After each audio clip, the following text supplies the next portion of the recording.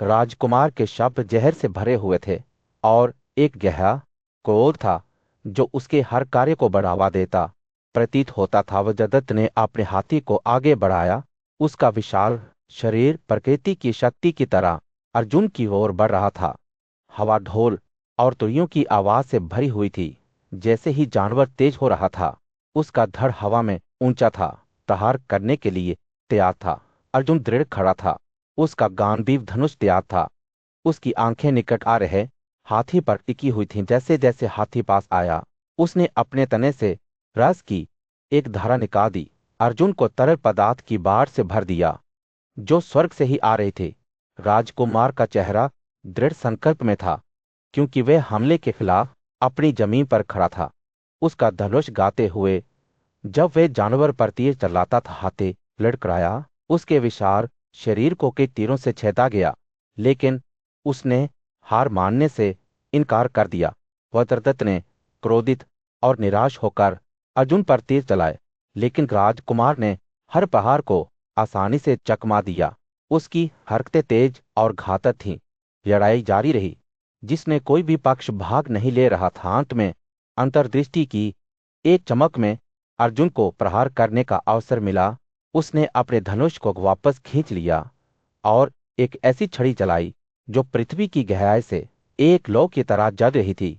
तीर से ही मारा, हाथी के प्राणों को छेदते हुए, और उसे एक गूंगी हुई गर्जना के साथ जमीन पर दुर्घटनाग्रस्त कर दिया। जैसे ही वे जानवर पृथ्वी पर स्थिर पड़ा हुआ था, वज्रदत्त उसके किनारे से बाहर निकला। उसका चेहरा क्रोध और निराशा से मरोड़ा हुआ था। अर्जुन उसके पास आया। उसकी आवाज शांत और मापी हुई थी। डरो मत, हे राजा, उसने कहा। मेरे भाई युधिष्ठिर ने मुझे आदेश दिया है कि हम अपने दुश्मनों को अक्षम कर दें, उन्हें ना मारे। आप पराजित हो गए हैं, लेकिन आप एक और दिन लड़ने के लिए जीवित रहेंगे। वज्रदत्त को जब अपनी हार का एहसास हुआ तो उनका चेहरा गिर पड़ा। उन्होंने धीरे धीरे से हिलाया। समझ का एक संकेत। पांडव वंश के मुकुटधारी योद्धा अर्जुन के अपने क्षेत्रों में प्रवेश करते ही सूर्य सैकड़ों की भूमि पर चमक रहा था। कुरुक्षेत्र के विनाशकारी युद्ध से अभी भी परेशान क्षत्रिय अपने बीच में एक और महान योद्धा के बारे में नहीं सोच सकते थे। उनके नेता विभात्सु अपने धनुष से लैस होकर और अपने बलिदान के घोड़े पर बैठे एक उग्र दृढ़ संकल्प के साथ अर्जुन के खिलाफ आगे बढ़े। जैसे जैसे युद्ध छिड़ता गया, सैंधव योद्धाओं ने अर्जुन पर तीर बरसाए।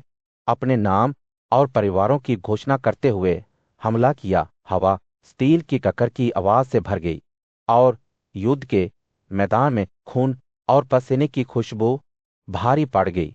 निवतकुचों के हत्यारे और समसप्तकों के विध्वंसक अर्जुन ने बहादुरी से लड़ाई लड़ी, लेकिन उनकी संख्या बहुत अधिक थी। सैंधव योद्धाओं ने उन्हें चारों ओर से घेर लिया। उनके रथों और घोड़ों ने स्टील की एक दीवार बनाई जो अभेद्य लग रही थी। अर्जुन का गांडीव धनुष प्रत्येक प्रभाव के साथ हिलता रहा, जब एक के बाद एक तीर उसके निशान को मार रहा था। एक समय पर शक्तिशाली योद्धा थकने लगा। तीरों की बारिश के साथ उसकी हरकतें धीमी हो गईं। तीनों लोग भय से देख रहे थे कि अर्जुन लड़खड़ाते हुए और गिरते हुए सैंधव के हमले से अभिभूत हो गए। सूर्य खुद लड़खड़ाता हुआ दिखाई दे रहा था। उसकी चमक युद्ध के मैदान में गए अंधेरे से मंद हो गई थी। सब राक्षस राहों ने सूर्य और चंद्रमा दोनों को निगल लिया और दुनिया को अराजकता में डुबो दिया। उल्कापिंड आकाश में चक्कर खा रहे थे और सौर चक्र से टकरा रहे थे। कैलाश, पहाड़ों का राजकुमार, उनके प्रभाव के नीचे कांप रहा था। सात खगोलीय ऋषि और स्वर्ग के अन्य ऋषि भय से देख रहे थे कि ब्रह्मांड का ताना बाना ही उलझा हुआ प्रतीत हो रहा है। लेकिन अर्जुन अभी भी पराजित नहीं हुआ था। जैसे ही वह जमीन पर स्तब्ध पड़ा था, उसका धनुष गांडीव उसकी शांत पकड़ से गिर गया।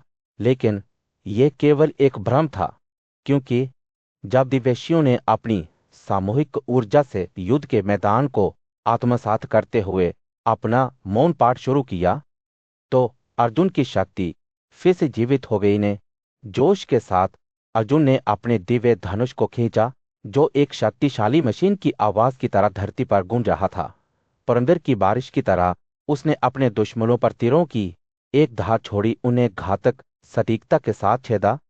जब अर्जुन एक अग्नि चक्र की गति और क्रूरता के साथ उनके बीच घूम रहा था, तो संदर्भ योद्धा भय से भाग गए।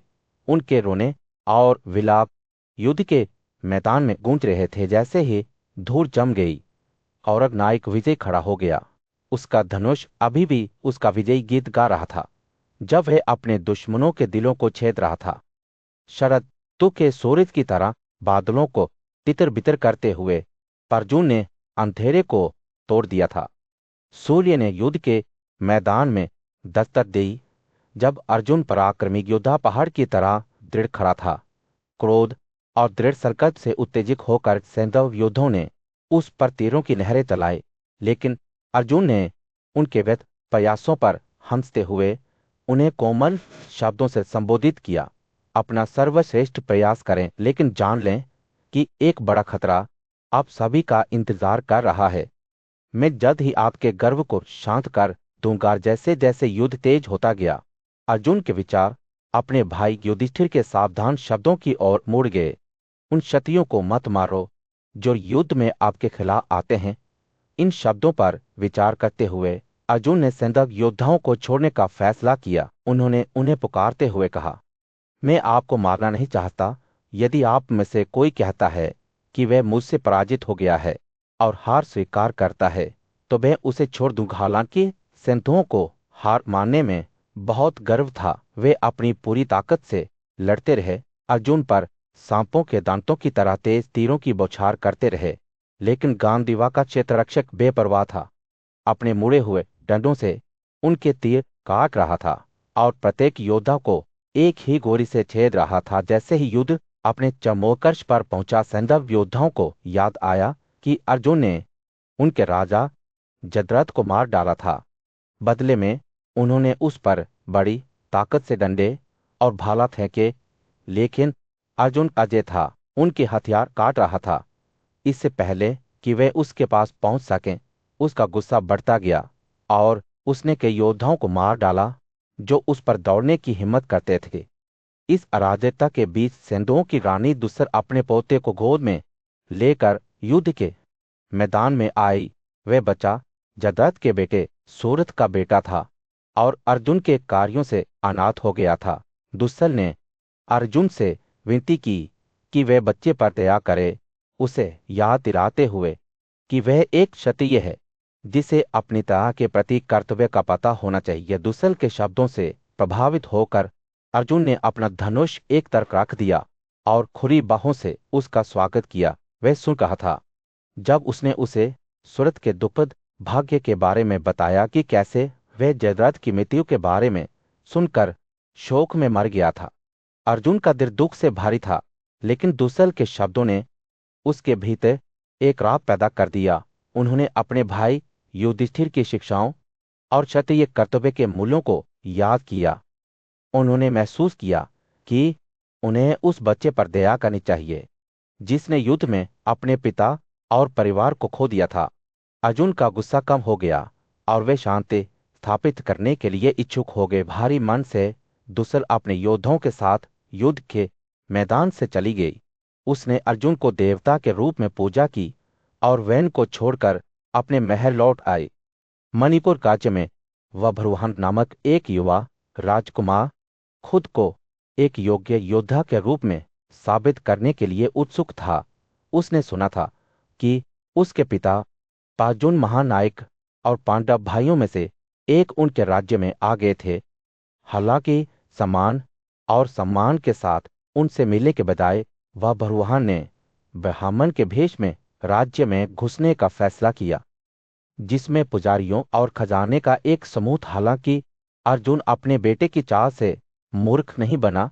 छद्म वेश में एक युवा राजकुमार को पहचानते हुए उसने उसे अपने क्षत्रिय कर्तव्यों को छोड़ने और युद्ध में शामिल हुए बिना शांति से उसका स्वागत करने के लिए फटकार लगाई। वभ्रुवाहन की सौतेली मां उलूपी, एक सर्पराजा की बेटी, ने अपने बेटे की पीड़ा को देखा और एक विचार के साथ आई, तुम मेरे बेटे हो, वह भरवाहन उसने कहा, और मैं तुम्हारी माँ हूं। अपने पिता अर्जुन से लड़ो, जो हमारे राज्य में सबसे महान योद्धा है। यदि आप ऐसा करते हैं तो आप बहुत योग्यता अर्जित करेंगे और अपने पिता को गौरवान्वित करेंगे।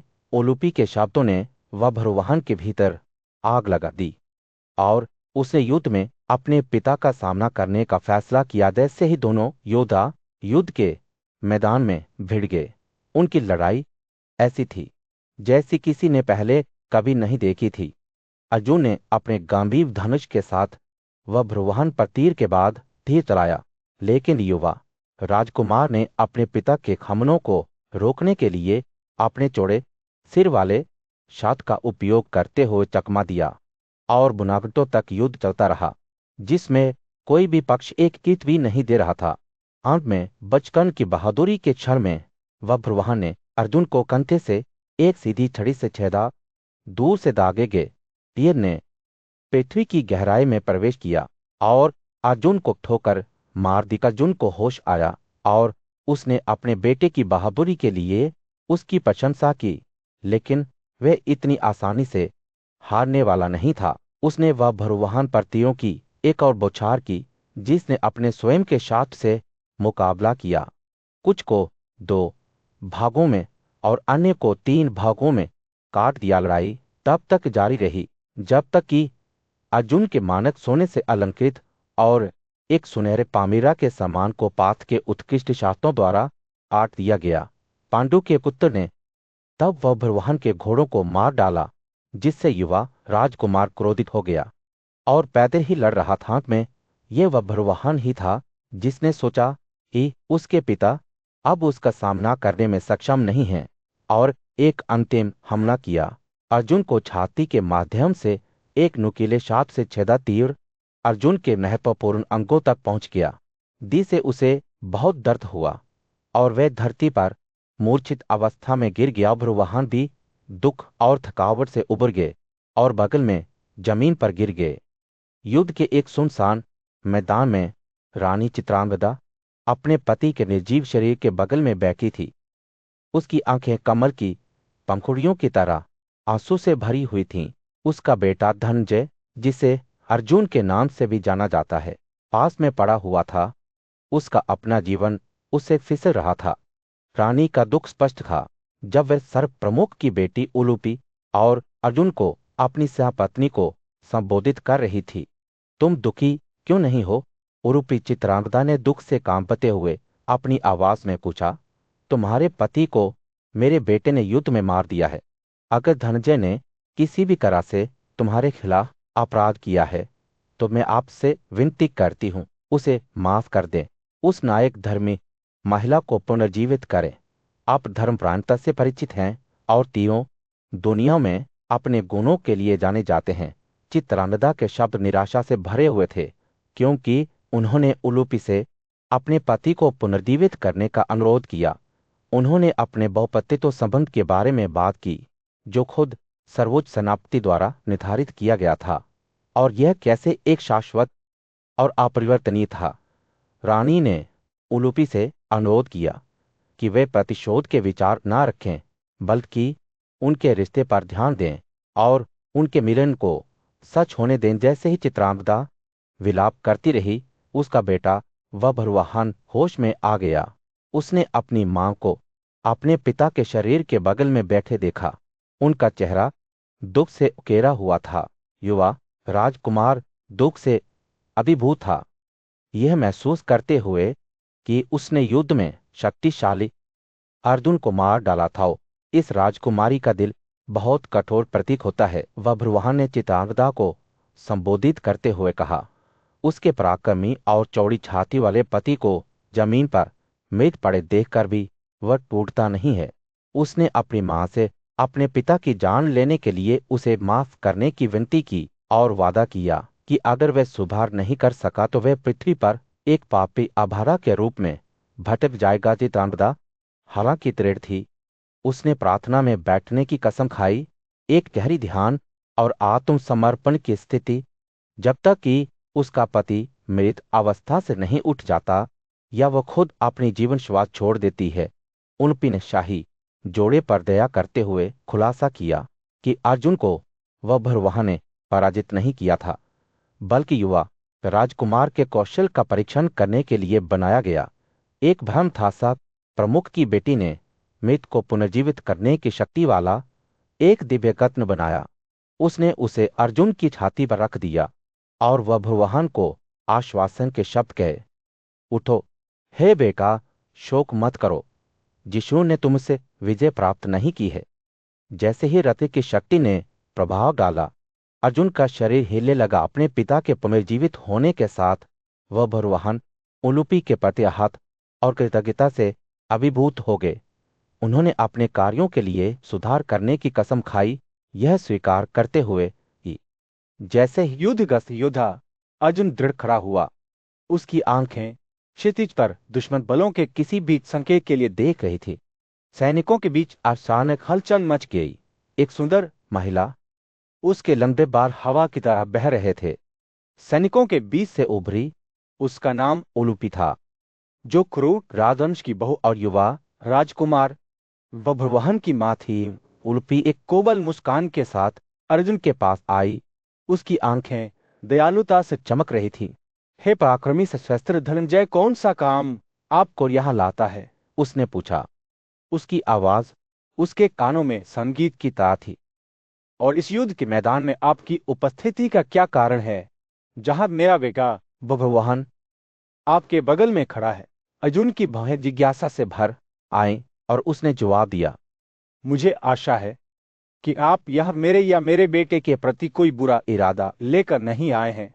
हमने आपको नाराज करने के लिए कुछ नहीं किया है, ना ही सांपों के राजकुमार चित्रानंदन ने आपको कोई गलत काम किया है। उलूपी की मुस्कान और गहरी हो गई जब वो मधुर स्वर में बोलने लगी, नहीं अर्जुन, मैं यहां आपकी भलाई के लिए आया हूं।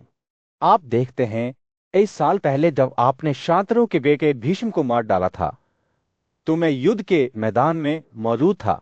उन शक्तिशाली देवताओं वासुओं ने आपको इस कृत्य के लिए शाप देते हुए कहा कि अगर आपने अपने पापों का प्रायश्चित नहीं किया तो आप नरक में गिर जाएंगे। अर्जुन की आंखें आश्चर्य से चौड़ी हो गई जब उलूपी ने अपनी कहानी जारी रखी, लेकिन मैंने प्राचीन विद्या के बारे में अपने ज्ञान के साथ अभिशाप को दूर करने का एक तरीका खोजा। मुझे आपके अपने बेटे बभ्रवाहन के हाथों आपका पतन करना पड़ा, और इसलिए यह हुआ कि वो अब आपके सामने खड़ा है, युद्ध में अपने पिता को हराने के लिए तैयार है। जैसे ही उलूपी ने बोलना समाप्त किया, अर्जुन का चेहरा समझ और कृतज्ञता से चमक उठा।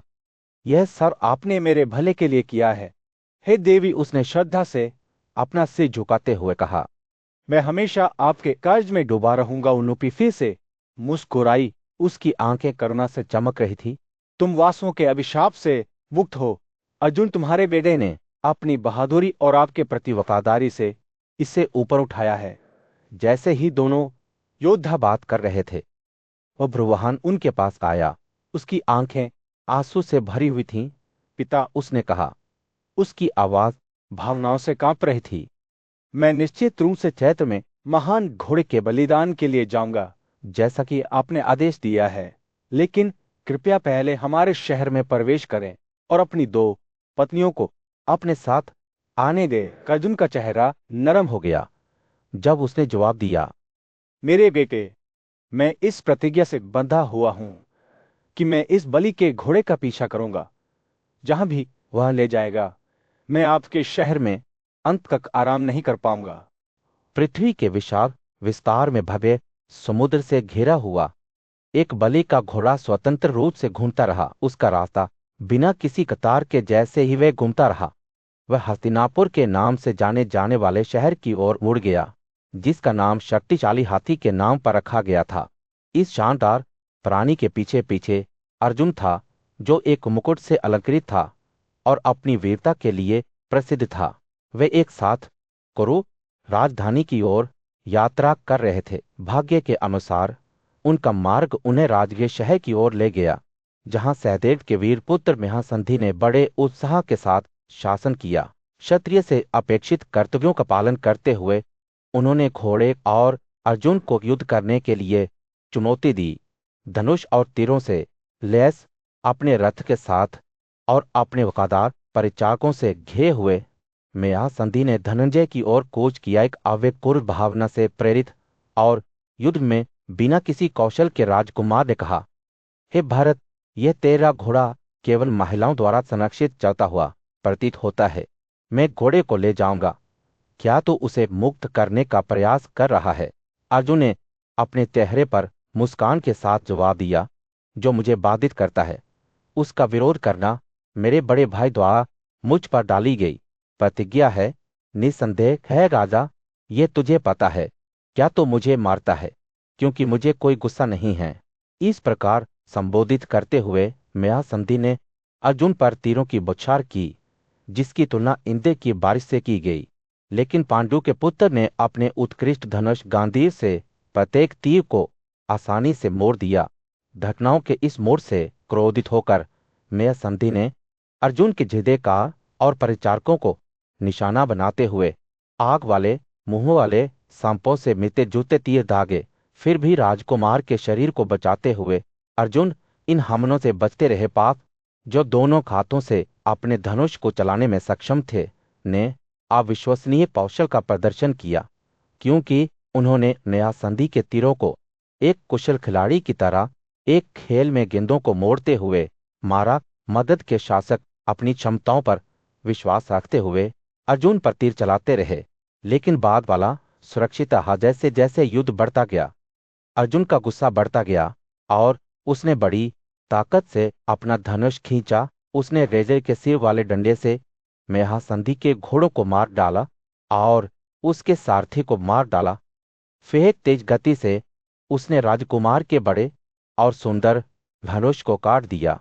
उसके बाद उसकी चमड़े की बाढ़ ध्वज और उसकी लाठी को काटते हुए अर्जुन ने उसे जमीन पर गिरा दिया। गंभीर रूप से पीड़ित और अपने घोड़ों, धनुष और चालक से वंचित महासंधि ने चमकीले सोने से सजी गदा उठाई और अर्जुन की ओर दौड़ा। कुंती का बेटा कई शातों के साथ मगध की भूमि में, जहां शक्तिशाली नदियां बहती हैं, राजा वह सम्पायन ने कुंती के पुत्र अर्जुन के महान कारनामों के बारे में बात की। मगध के शासक ने अर्जुन के पराक्रम से प्रभावित होकर उसे अपने रथ के साथ एक सफेद घोड़े के साथ दक्षिण की ओर आगे बढ़ाया।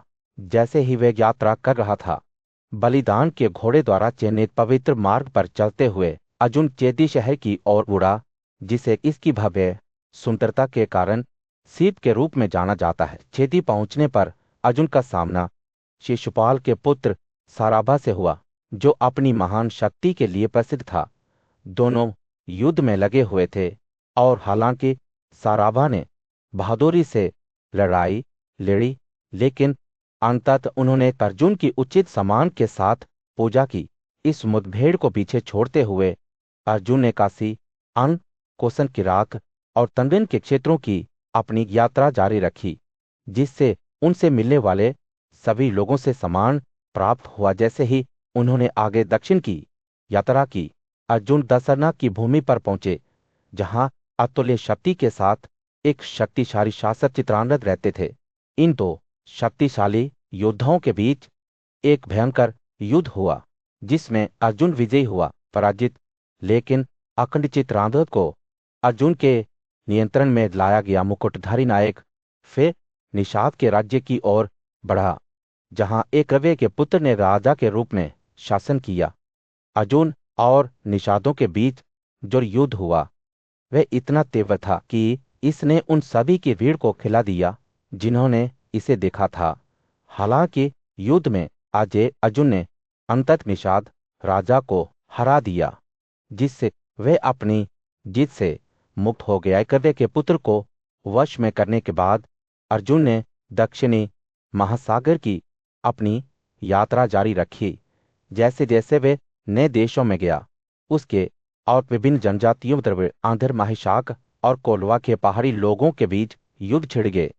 हालांकि अर्जुन ने अत्यधिक बल का सहारा लिए बिना इन जनजातियों पर विजय प्राप्त की। अपने भरोसेमंद घोड़े के मार्गदर्शन में अर्जुन को कर्ण पहुंचे और फिर प्रभास की ओर बढ़े। वहां राजा उग्रसेन ने उनका गर्मजोशी से स्वागत किया। जिन्होंने बलिदान के घोड़े को नुकसान पहुंचाने के अपने बेटे के प्रयासों को मना कर दिया। वृष्णियों और अंधकों के शासक अर्जुन के मामा वासुदेव के साथ खुशी खुशी कुरुनायक से मिले और उन्हें उचित संस्कार के साथ सम्मानित किया। उनकी अनुमति से अर्जुन वृष्णि वंश के नायकों द्वारा संरक्षित एक सुंदर शहर द्वारावती की ओर बड़े। यादव युवाओं ने बलिदान के घोड़े पर खुद को मजबूर करने का प्रयास किया था, लेकिन राजा उग्रसेन के समय पर हस्तक्षेप ने उनकी योजनाओं को समाप्त कर दिया। एक भव्य अभियान के बीच वह सम्पायन ने गांधारों के साथ अर्जुन के टकराव की कहानी सुनाई। उनके शक्तिशाली योद्धा शकुनी के पुत्र के नेतृत्व में वे अपने राजा की वितियों का बदला लेने के लिए झंडे और बैलरों से अलंकृत एक बड़ी सेना के साथ अर्जुन की ओर बढ़े। हाथियों, घोड़ों और कारों के साथ उनकी सेना को देखना एक भयानक दृश्य था। गांधार योद्धा पात से बदला लेने के लिए दृढ़ थे, जिसे युधिष्ठिर ने युद्ध में भाग लेने से मना कर दिया था। हालांकि अर्जुन के शांति के शब्द बहरे कानों पर पड़ गए, क्योंकि क्रोध और प्रतिशोध की इच्छा से उत्तेजित गांधार उसकी ओर दौड़ेगी। विभात्सु ने अपनी धार्मिक आत्मा के साथ एक बार फिर उनसे तर्क करने की कोशिश की, लेकिन उन्होंने सुनने से इनकार कर दिया। बिना रोके उन्होंने उन्हें मधुर स्वरों में संबोधित किया, उन्हें अपने क्रोध से दूर रहने का आग्रह किया। फिर भी वे बलिदान के घोड़े को घेरते रहे। यह तब था जब अर्जुन का धैर्य अंततः क्षीण हो गया। अपने भीतर एक उग्र दृढ़ संकल्प के साथ अर्जुन ने अपने भरोसेमंद गांडीव धनुष से एक के बाद एक तीर चलाने शुरू कर दिए। इन तीरों के रेजर जैसे सिर हवा में काटते हुए भव्यता से चमकने लगे, जिससे उनके रास्ते में कई गांधार योद्धा मारे गए। जैसे जैसे युद्ध तेज होता गया, गांधारों की पीड़ा बढ़ती गई, उनका डर बढ़ता गया। हार से बचने के लिए एक हताश प्रयास ने उन्होंने पवित्र घोड़े को छोड़ दिया और युद्ध के मैदान से पीछे हट गए। हालांकि उनके बहादुर योद्धाओं ने अर्जुन को घेरना जारी रखा, हार मानने से इनकार कर दिया। पांडु के पुत्र ने अपनी दृढ़ शक्ति से प्रेरित होकर गई और गांधारों को मार गिराया, और प्रत्येक का नाम लेते हुए उन्हें मार गिराया। जैसे ही ऐसा लग रहा था कि गांधार सेना के लिए सब कुछ बर्बाद हो गया है, उनके राजा शकुनी का पुत्र अर्जुन का विरोध करने के लिए दृढ़ संकल्प के साथ युद्ध से बाहर निकल आए। युद्ध में अपने अद्वितीय कौशल के साथ कुरुनायक हमले के खिलाफ दृढ़ खड़ा रहा, लेकिन वह विपात की शक्ति का सामना नहीं कर सका। जैसे जैसे गांधारों ने उसे घेरना जारी रखा, उनकी मां अपने बेटे के लिए डर और चिंता से भरी हुई एक उत्कृष्ट अर्घ्य भेंट लेकर शहर से बाहर निकली। उन्होंने अपने बहादुर योद्धा से लड़ाई बंद करने का अनुरोध किया और गांधार राजा के प्रति दया दिखाकर जिष्णु की उदारता को संतुष्ट किया। क्रम से प्रेरित होकर विभात्सु ने शकुनी के बेटे को सांत्वना दी, उन्हें याद दिलाया कि वे भाई थे और उन्होंने अपनी साझा विरासत के लिए अपनी जान दी थी।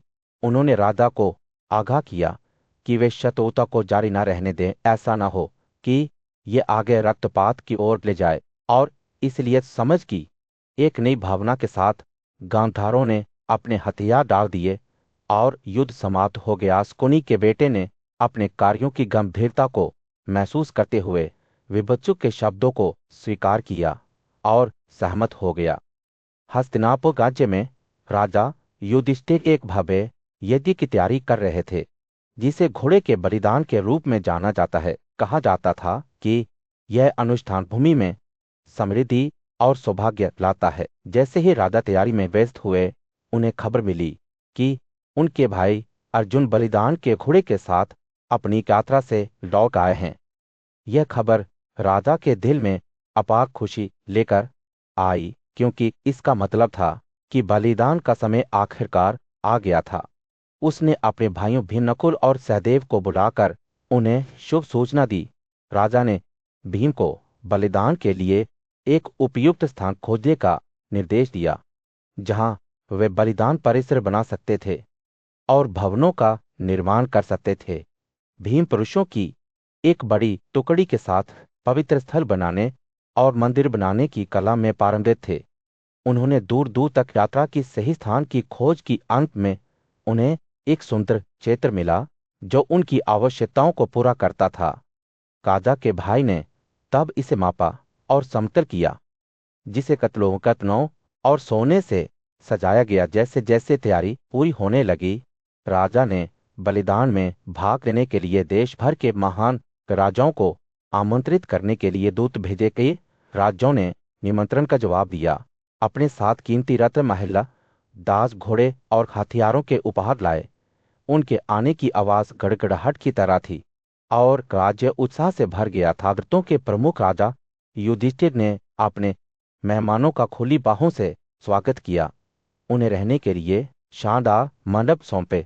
साथ ही देवताओं के लिए भोजन और पेय के साथ राजा ने उनके जानवरों के लिए मकई, गन्ना और दूध से भरे अस्ताल भी प्रदान किए। जैसे जैसे बलि का दिन नजदीक आया, मुनि यक्षियों की एक बड़ी सभा अपने शिष्यों के साथ राज्य में आई। राजा युधिष्ठिर ने उन सभी का बड़े सम्मान के साथ स्वागत किया और उनके निर्धारित मंडपों में उनका पीछा किया। व्यवस्थाएं पूरी होने के बाद यांत्रिकी और इंजीनियरों ने राजा को सूचित किया कि बलिदान के लिए सब कुछ तैयार है। राजा की खुशी की कोई सीमा नहीं थी, क्योंकि उसे एहसास हुआ कि उसकी भव्य दृष्टि आखिरकार सफल हो गई है। वह अपने भाइयों में उपलब्धि और गर्व की भावना से भर गया, जिन्होंने इस दिन को लाने के लिए अथक परिश्रम किया था। जैसे ही महान बलिदान शुरू हुआ, कई विद्वान द्वंद्ववादी दार्शनिक बहसों में शामिल होने के लिए इकट्ठा हुए, जो अपने तर्कों में एक दूसरे को फाड़ने के लिए उत्सुक थे। आमंत्रित राजाओं ने भव्य तैयारी देखी, जो स्वयं देवताओं द्वारा की गई थी। उन्होंने सोने से बने विधि मेहराबों की पंक्तियां, बिस्तर और कीमती पत्थरों से सजाए गए आसन और विभिन्न खेलों में लगे पुरुषों की भीड़ देखी। आमंत्रित राजा बलिदान के विशाल पैमाने और समृद्धि से चकित थे, जो हमेशा के लिए फैला हुआ प्रतीत होता था। वे जार, बर्तन, कड़ाही, जग और ढक्कन देखते थे, जो सभी सोने से बने थे। साथ ही बलिदान के दांव भी थे। हस्तिनापुर की भीड़भाड़ वाली गलियों में गर्म नारंगी की चमक बिखेरते हुए सूरज राज्य में डूब रहा था। पांडु के पुत्र का आधा युधिष्ठिर अपने महल की बालकनी में खड़े होकर नीचे के दृश्य का सर्वेक्षण कर रहे थे। उन्होंने अभी अभी अपने शक्तिशाली भाई भीम को संबोधित करना समाप्त किया था, ताकि यह सुनिश्चित किया जा सके कि उनके बलिदान के लिए आने वाले राजाओं को उचित सम्मान दिया जाए। जैसे ही वह महल में वापस आया, उसने गोविंद को देखा, जिसे कृष्ण के नाम से भी जाना जाता है, जिसके साथ विष्णु और अंतका भी थे, जिनमें बलदेव, युधन, प्रद्युम्न, गदा, निशाथा, संवो और केतुवर्मन शामिल थे। भीम ने अपनी शक्तिशाली शक्ति के साथ उनकी श्रद्धापूर्ण पूजा की और वे रत्नों से अलंकृत महलों में प्रवेश कर गए। कृष्ण ने तब युधिष्ठिर से अर्जुन के बारे में बात की, जो कई युद्धों के कारण क्षीण हो गया था।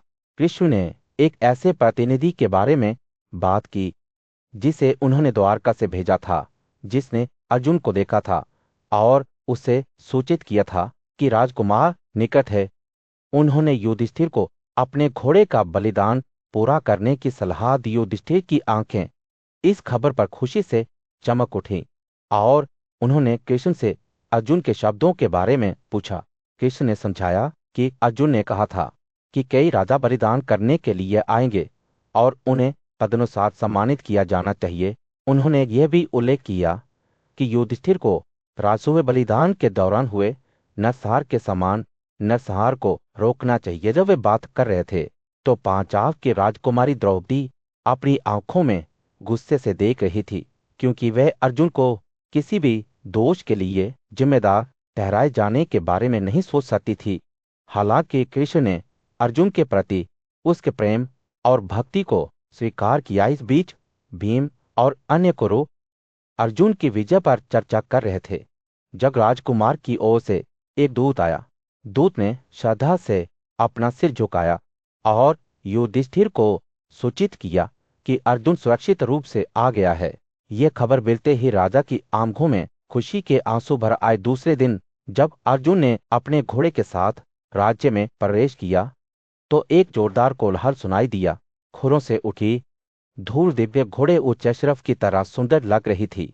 जैसे ही वह महल की ओर बढ़ा, नागरिकों ने घोड़े को पूरी पृथ्वी पर भटकाने और युद्ध में सभी राजाओं को पराजित करने में उसकी उपलब्धि की प्रशंसा करते हुए उसका हर्षोल्लास भरे शब्दों से स्वागत किया। अर्जुन ने अपने भाइयों कृष्ण और उनके सहयोगियों से के यज्ञ परिसर में प्रवेश किया।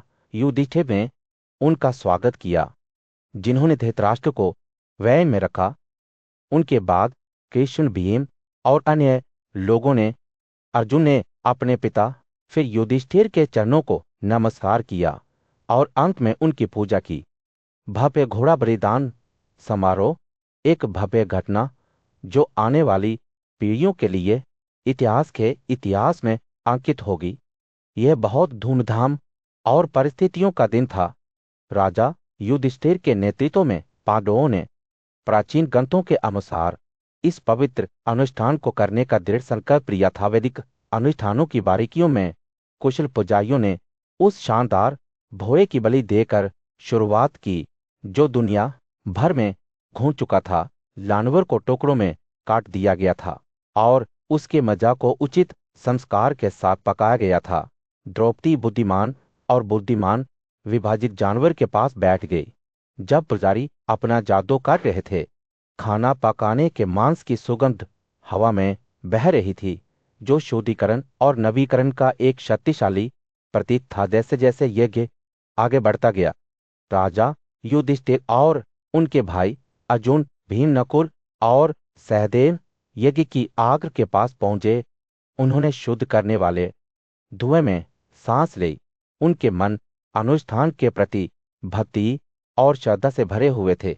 फिर पुजारियों ने घोड़े के शेष अंगों को आग की लपटों में डाल दिया और यज्ञ को पूरा किया। पवित्र ग्रंथों के लेखक प्रसिद्ध रस ने राजा युधिष्ठिर के अनुष्ठान के प्रति समर्पण की प्रशंसा की। उदारता के संकेत में राजा ने ब्राह्मणों को 1000 करोड़ सोने के निष्क दिए और पूरी पृथ्वी अपने ससुर व्यास को उपहार में दी। हालांकि जब व्यास ने पृथ्वी को युधिष्ठिर को लौटा दिया तो राजा ने इसे स्वीकार करने से इनकार कर दिया, ये कहते हुए कि घोड़े बलिदान के लिए निर्धारित दक्षिण वास्तव में पृथ्वी थी। उन्होंने ब्राह्मणों को चतुर्भुज बलिदान परंपरा का पालन करते हुए भूमि को आपस में विभाजित करने के लिए आमंत्रित किया। राजा के भाई और द्रौपदी ने उनके फैसले से सहमति व्यक्त की। युधिष्ठिर के निस्वार्थ भाव की खबर से सभा में सनसनी फैल गई। आकाश में एक अदृश्य आवाज गूंजी, उत्कृष्ट ब्राह्मणों की स्वीकृति की गड़गड़ाहट ने हवा को भर दिया। वीर में जमे से केशव युधिष्ठिर की उदारता से बहुत खुश हुए और उनकी निस्वार्थता के लिए उनकी प्रशंसा की। उन्होंने पांडवों की ओर से पृथ्वी को स्वीकार किया, लेकिन फिर किसे युधिष्ठिर को वापस कर दिया, यह कहते हुए कि राजा को ब्राह्मणों को सोना देना चाहिए। युधिष्ठिर ने भक्ति से भरे मन से लाखों सोने के सिक्के दान किए। घोड़े बलिदान के लिए निर्धारित दक्षिण को 3 गुना कर दिया। धन ब्राह्मणों के बीच विभाजित किया गया, जो अपने सौभाग्य से बहुत खुश थे। शेष खजाने को वितरित करने के बाद पांडवों ने एकत्रित राजाओं को बर्खास्त कर दिया और अनुष्ठान समाप्त हो गया। जैसे ही भव्य समारोह समाप्त हुआ, राजा युधिष्ठिर उदारता के प्रतीक के रूप में उभरे। उनका दिल देने के आनंद से भर गया। बलिदान एक वसीयतनामा था। एक भव्य घोड़े के बलिदान के बीच राजा जन्मेजय ने वैशंपायन से एक आश्चर्य की कहानी सुनने की कोशिश की। किसी की आंखें चमक उठीं जब उन्होंने एक असाधारण घटना का वर्णन करना शुरू किया, जो अतीत में इसी तरह के बलिदान के दौरान हुई थी। ऐसा कहा जाता था कि ब्राह्मणों, रिश्तेदारों को उनके सही हिस्से से संतुष्ट करने के बाद घटनास्थल पर एक राशि नीली आंखों वाला देवला दिखाई दिया। उनका शरीर एक तरफ सोने से चमक रहा था और उनकी आवाज गड़गड़ाहट की तरह उछल पड़ी, क्योंकि उन्होंने घोषणा की, यह महान बलिदान कुरुक्षेत्र में ऊंचा व्रत रखने वाले एक उदार ब्राह्मण द्वारा दिए गए, जो कि चूर्ण के प्रसाद के बराबर नहीं है। वह ब्राह्मणों की सभा नेवले के शब्दों से चकित हो गई।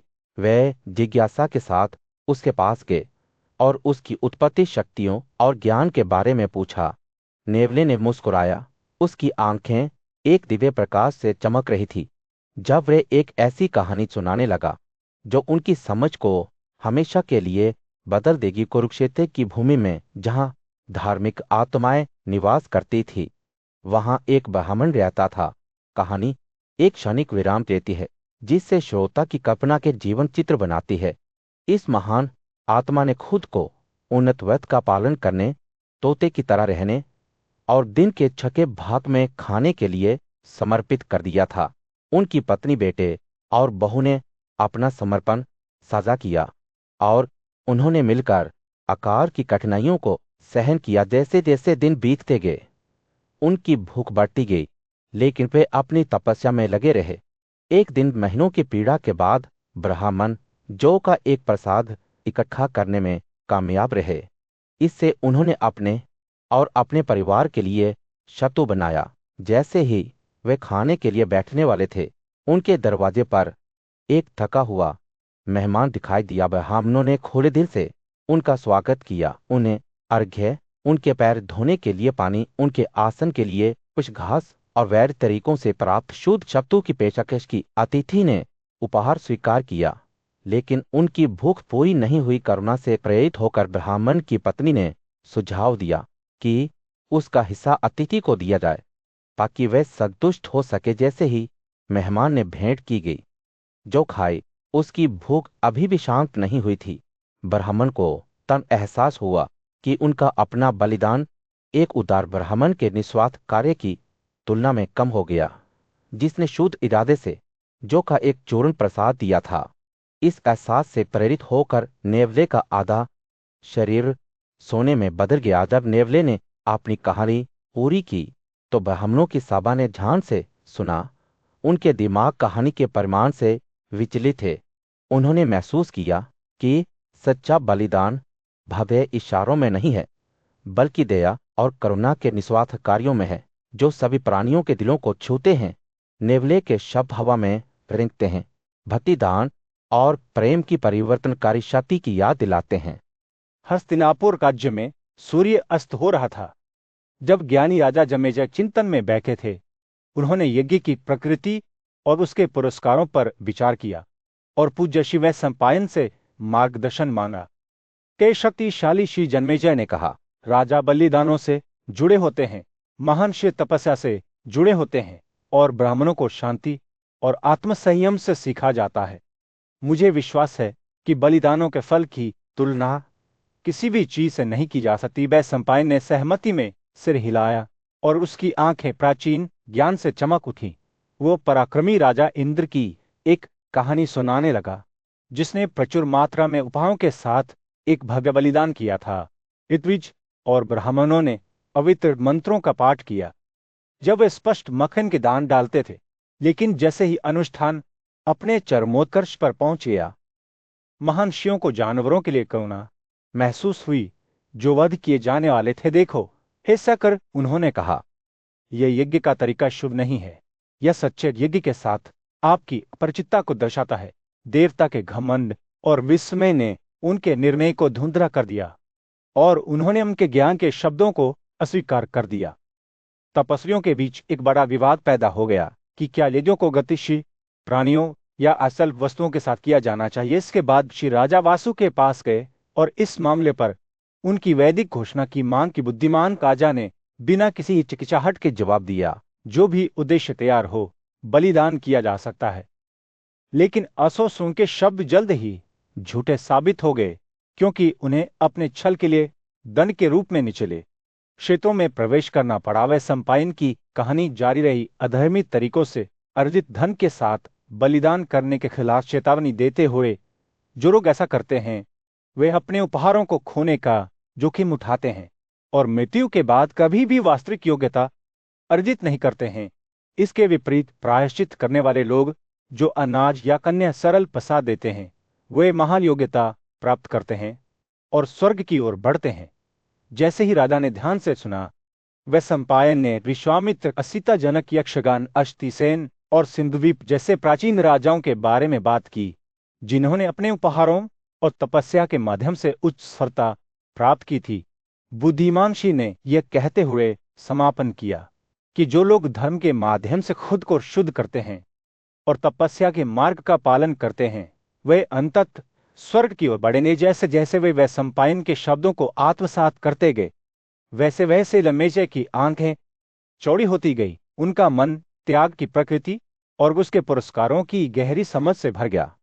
जैसे जैसे रात के आसमान में तारे चमकने लगे, राजा को उन प्राचीन परंपराओं के प्रति सम्मान की भावना महसूस हुई जो उनके पूर्वजों का मार्गदर्शन करती थी। वे जानते थे कि उन्हें भी जीवन के सभी पहलुओं में धार्मिकता और करुणा के लिए प्रयास करते हुए इस मार्ग पर चलना चाहिए। सूर्य एक पूज्य श्री अगस्त्य के महान बलिदान पर अस्त हो रहा था, जिन्होंने खुद को 12 साल की तपस्या के लिए समर्पित कर दिया था। उनका ज्ञानवान पुरुषों और तपस्वियों का एक समूह था, जिनमें से प्रत्येक अपनी इंद्रियों पर महारत हासिल करने और धर्म के मार्ग के प्रति अपनी अटूट प्रतिबद्धता के लिए प्रसिद्ध थे। उनमें से वे थे जो जड़ों और फलों पर जीते थे, अन्य जो केवल चंद्रमा की किरणों पर जीते थे, और इससे भी अधिक तो केवल दूसरों द्वारा अर्पित भोजन को सम्मान के साथ खाते थे। जैसे जैसे संस्कार आगे बढ़े, सभा में बेचैनी की भावना पनपने लगी। बारिश बंद हो गई थी और जमीन सूखी और सूखी हो गई थी। यह अगस्त्य एक ने कहा, बलिदान में लगे हुए गर्व और अहंकार से शुद्ध दिल से भोजन का उपहार दे रहे हैं, लेकिन भोजन कैसे बढ़ेगा?